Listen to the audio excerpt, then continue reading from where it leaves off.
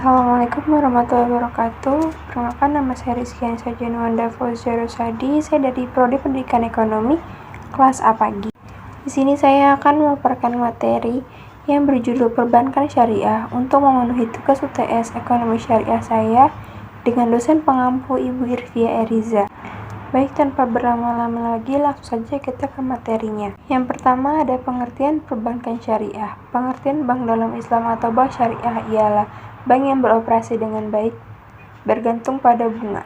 Dalam definisi lain, perbankan syariah ialah lembaga perbankan yang selaras dengan sistem nilai dan etos Islam. Dengan kata lain, bank syariah ialah lembaga keuangan atau perbankan yang operasional dan produknya dikembangkan berlandaskan syariat Islam, yaitu Al-Quran dan hadis Nabi SAW, dan menggunakan kaidah-kaidah fikih. Bahkan juga diartikan sebagai lembaga keuangan yang usaha pokoknya memberikan pembiayaan layanan yang lain atau peredaran uang yang pelaksanaannya disesuaikan dengan asas Islam. Menurut KMA Purwata Atmaja dan Syafi'i Atonia, 6 bank syariah memiliki dua pengertian, yaitu bank yang beroperasi sesuai dengan asas-asas syariah Islam dan bank yang beroperasi mengikuti aturan dan tata cara pada Al-Quran. Selanjutnya ada sejarah perbankan syariah.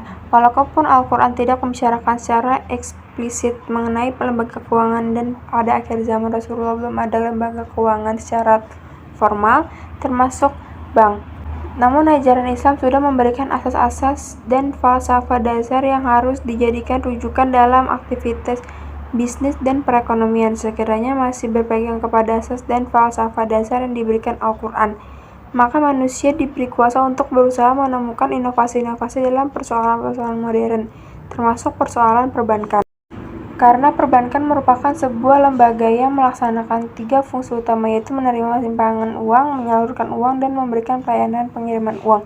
Pada dasarnya, fungsi tersebut sudah dilaksanakan ketika zaman Rasulullah, walaupun belum dikelola dengan baik. Oleh sebab itu, bisa dikatakan bahwa secara substansi fungsi bank ketika zaman Rasulullah sudah ada. Selanjutnya ada asas pelaksanaan bank syariah, yaitu ada asas falsafah dan asas pengoperasian. Ciri-ciri perbankan syariah: yang pertama, berdimensi keadilan dan pemerataan; yang kedua, bersifat mandiri; yang ketiga, persaingan secara sehat; dan yang keempat, adanya Dewan Pengawas Syariah. Manajemen resiko bank syariah. Konsekuensi bank sebagai lembaga perantara antara nasabah dan pengelola dana, yaitu intermediary, dan sering dengan tuntutan eksternal dan internal perbankan yang sangat pesat. Bank syariah akan selalu berhadapan dengan berbagai jenis resiko.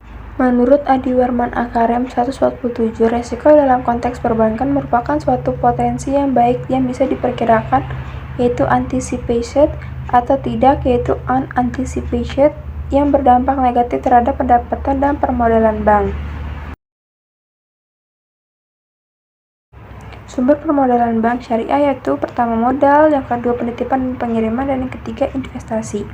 Karakter resiko bank syariah: yang pertama identifikasi resiko, dan yang kedua antisipasi dan pengawasan resiko.